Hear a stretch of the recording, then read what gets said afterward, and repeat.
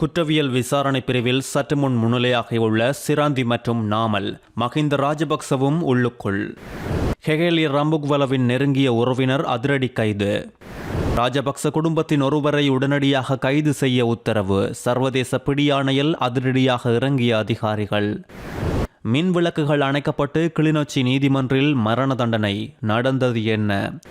கெஹல்பத்ர பத்மேவுடன் தொடர்பில் இருந்துள்ளதாக சமல் ராஜபக்சவுக்கும் பிரசன்ன ரணதுங்கவுக்கும் விசாரணை. 49 கைதிகளுக்கு ஜனாதிபதி அனுர பொது மன்னிப்பு. இலங்கைக்கு கடத்த இருந்த 194 கிலோ கஞ்சா. செய்திகளை தொடர்ச்சியாகவும் தெளிவாகவும் தெரிந்து கொள்ள நியூஸ் பெஸ்ட் அப்டேட் சேனலை சப்ஸ்கிரைப் செய்யுங்கள். செய்திகள் தொடர்பான உங்கள் கருத்துக்களை கமெண்ட்ஸில் தெரிவிக்கலாம். முன்னாள் ஜனாதிபதி மஹிந்த ராஜபக்சவின் மனைவி சிரந்தி ராஜபக்ச சற்று முன்னர் கொழும்பு நிதி குற்றவியல் விசாரணை பிரிவில் மஹிந்த ராஜபக்சவோடு முன்னிலையாகியுள்ளார். மஹிந்த ராஜபக்சவுடன் இணைந்து நிதி குற்றவியல் விசாரணை பிரிவுக்கு சிரந்தி ராஜபக்ச வருகை தந்துள்ள நிலையில் நாமல் ராஜபக்சவும் பல வழக்குகள் தொடர்பில் இன்று முன்னிலையாகியுள்ளதால் கைது தொடர்பில் இலங்கையில் பரபரப்பான நிலை உருவாகியுள்ளது. ராஜபக்ச ஆதரவாளர்கள், சட்டத்தரணிகள் உள்ளிட்ட பெருமளவானவர்கள் விசாரணை பிரிவுக்கு முன்னால் ஒன்று கூடியுள்ளனர்.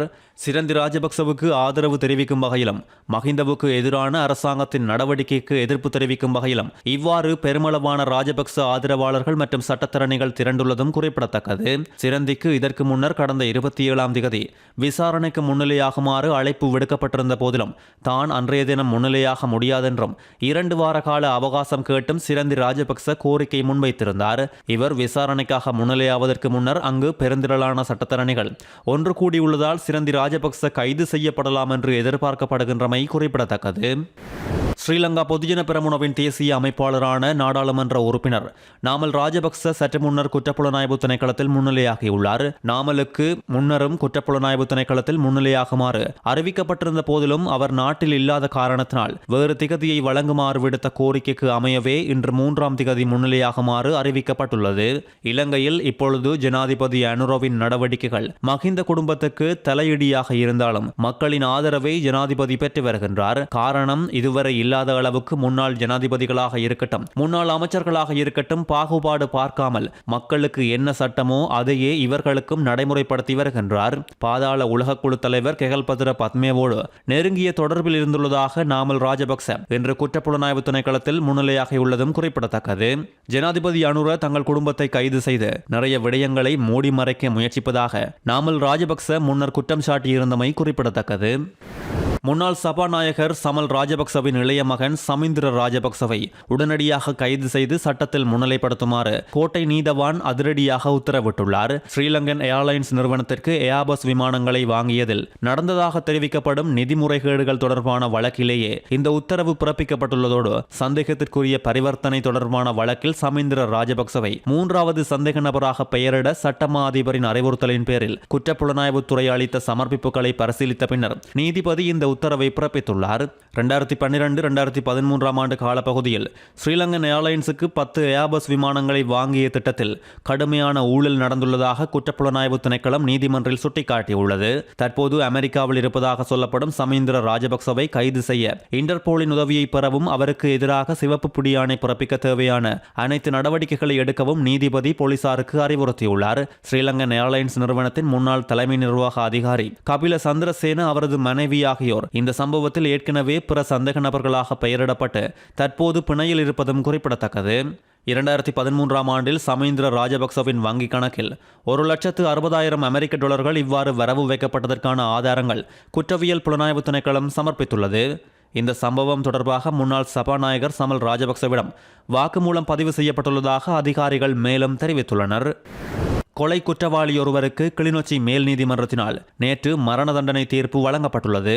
முல்லைத்தீவு புதுக்குடியிருப்பு போலீஸ் பிரிவுக்கு உட்பட்ட குரவில் கிராமத்தில் கடந்த 2014ஆம் ஆண்டு நடந்த கொலையின் பிரதான சந்தேக நபருக்கு நேற்று பகல் 12 மணிக்கு கிளிநொச்சி மேல் நீதிமன்றத்தினால் குறித்த மரண தண்டனை தீர்ப்பு வழங்கப்பட்டுள்ளது. கடந்த 2014ஆம் ஆண்டு மாசி மாதம் 11ஆம் திகதியன்று புதுக்குடியிருப்பு போலீஸ் பிரிவுக்கு உட்பட்ட உடையார்கட்டு பகுதியில் பூப்புனித நீராட்டு விழா நிகழ்வில் கலந்து கொண்ட இருவருக்கிடையில் ஏற்பட்ட வாய் தர்க்கம் பிரச்சனையாக மாறி உள்ளது. அதே இடத்தை சேர்ந்த 19 வயதுடைய நபர் கத்தியால் வயிற்றில் குத்துக்கு இலக்காகி காயமடைந்த நிலையில் புதுக்குடியிருப்பு வைத்தியசாலையில் அனுமதிக்கப்பட்டு பின்னர் மேலதிக சிகிச்சைகளுக்காக முல்லைத்தீவு மாவட்ட பொது வைத்தியசாலையில் அனுமதிக்கப்பட்ட நிலையில் சிகிச்சை பலனின்றி உயிரிழந்துள்ளார். புதுக்குடியிருப்பு போலீசார் சம்பவத்தோடு தொடர்புடைய சந்தேக நபரை கைது செய்து இரத்த மாதிரிகள், சான்று பொருட்கள் என்பவற்றையும் முல்லைத்தீவு மாவட்ட நீதிமன்றத்தில் கொடுத்திருந்தனர். எதிர்த்தரப்பு சட்டத்தரணி எஸ் ஸ்ரீகாந்தா முன்னிலையில் தீர்ப்பு வாசித்து காட்டப்பட்டதோடு அவருக்கு மன்றிற்கு ஏதாவது கூற விரும்புகின்றீர்களா என கேள்வி கேட்கப்பட்டு அவருக்கான சந்தர்ப்பம் வழங்கப்பட்டதை அடுத்து நீதிமன்றத்தின் அனைத்து மின்விளக்குகளும் அணைக்கப்பட்டு மரண தண்டனை தீர்ப்பு வழங்கப்பட்டுள்ளது. இலங்கையின் முன்னாள் அமைச்சர் கெஹலிய ரம்புக்வெலவின் மச்சான் பண்டார ரம்புக்வெல அதிரடியாக கைது செய்யப்பட்டுள்ளார். தன்னுடைய வீட்டில் வைத்து இன்று அதிகாலை பண மோசடி குற்றச்சாட்டின் கீழ் இவர் கைது செய்யப்பட்டுள்ளார். லஞ்ச ஊழல் குற்றச்சாட்டுகளை விசாரிக்கும் ஆணைக்குழுவின் அதிகாரிகளால் வீட்டில் வைத்து இவர் கைது செய்யப்பட்டிருப்பதாக தெரிவிக்கப்பட்டுள்ளது. நுவரெலியா ஹெட்டன் பிரதான வீதியில் நேற்று மாலை நானுஓயா கிளாரண்டன் பகுதியில் அதிவேகமாக பயணித்த முச்சக்கர வண்டி எதிர்பாராமல் பிரதான வீதியை விட்டு விலகி செங்குத்தான சரிவில் 235 அடி பள்ளத்தில் விழுந்துள்ளதில் முச்சக்கர வண்டியின் சாரதி படுகாயமடைந்து நுவரெலியா மாவட்ட பொது வைத்தியசாலையில் அனுமதிக்கப்பட்டுள்ளார். நுவரெலியா கந்தப்பளை பகுதியில் இருந்து ஹெட்டன் நோக்கி பயணித்த முச்சக்கர வண்டி வேக கட்டுப்பாட்டை இழந்து 235 அடி பள்ளத்தில் விழுந்து விபத்துக்குள்ளாகியுள்ளதோடு விபத்தில் முச்சக்கர வண்டி கடுமையாக சேதமடைந்துள்ளதாக போலீசார் தெரிவித்துள்ளனர். திருகோணமலை புத்தர் சிலை விவகாரத்தில் திருகோணமலையை சேர்ந்த கல்யாண வம்ச திஸ்ஸதேரர் ஆகியோரை விளக்கமறியலில் வைக்க உத்தரவிடக் கோரி தாக்கல் செய்யப்பட்ட மனுக்களை மேன்முறையீட்டு நீதிமன்றம் தள்ளுபடி செய்துள்ளது. மேன்முறையீட்டு நீதிமன்றத்தின் தலைவர் நீதிபதி ரோஹந்த அபேசூரிய மற்றும் நீதிபதி பிரியந்த பெர்னாண்டோ உட்பட 2 நீதிபதிகள் இருந்த அமர்வு இந்த உத்தரவினை பிறப்பித்துள்ளது. இந்த சம்பவம் தொடர்பான வழக்கு நேற்று திருகோணமலை நீதவான் நீதிமன்றில் விசாரணைக்கு எடுத்துக் கொள்ளப்பட்ட போது குறித்த வழக்கோடு சம்பந்தப்பட்ட 9 பேரையும் எதிர்வரும் பிப்ரவரி மாதம் 9ஆம் தேதி வரை தொடர்ந்தும் விளக்கமறியலில் வைக்குமாறு நீதவான் உத்தரவிட்டுள்ளமை குறிப்பிடத்தக்கது. திட்டமிட்ட குற்ற கும்பல் உறுப்பினரான கெஹல்பத்ர பத்மேவோடு தொடர்புகளை வைத்த குற்றச்சாட்டுகள் தொடர்பில் முன்னாள் அமைச்சர்களான பிரசன்ன ரணதுங்க, சமல் ராஜபக்ச ஆகியோரிடம் குற்றப்புலனாய்வு திணைக்களம் விசாரணைகளை நடத்தியுள்ளது.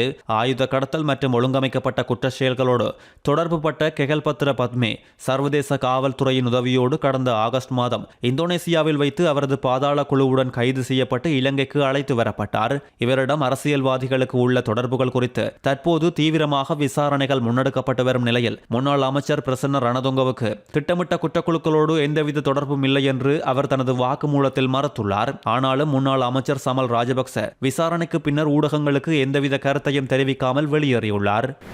இலங்கையில் பிரபல நடிகர் ஹேமால் ரணசிங்க பிரபல திரைப்பட விமர்சகரை தாக்கியதாக குற்றச்சாட்டில் இன்று கைது செய்யப்பட்டுள்ளார். போலீஸ் நிலையத்தில் முன்னிலையாகுமாறு அவருக்கு முன்பு அனுப்பப்பட்ட அழைப்புக்கு இவர் பதிலளிக்கவில்லை என்று போலீசார் தெரிவித்துள்ள நிலையில் இன்றைய தினம் வெள்ளவத்தை போலீஸ் நிலையத்தில் சரணடைந்த பின்னர் ஹேமால் ரணசிங்க கைது செய்யப்பட்டுள்ளதாக தெரிவிக்கப்பட்டுள்ளது. இலங்கையின் 78வது தேசிய சுதந்திர தினத்தை முன்னிட்டு சிறைச்சாலைகளில் இருக்கும் 49 கைதிகளுக்கு ஜனாதிபதி அனுரவின் விசேட பொது மன்னிப்பு வழங்க தீர்மானிக்கப்பட்டுள்ளது. இலங்கை அரசியல் அமைப்பின் 34வது சரத்தின் மூலம் ஜனாதிபதிக்கு வழங்கப்பட்டுள்ள விசேட அதிகாரங்களுக்கு அமையவே இந்த பொது மன்னிப்பு வழங்கப்பட்டுள்ளது.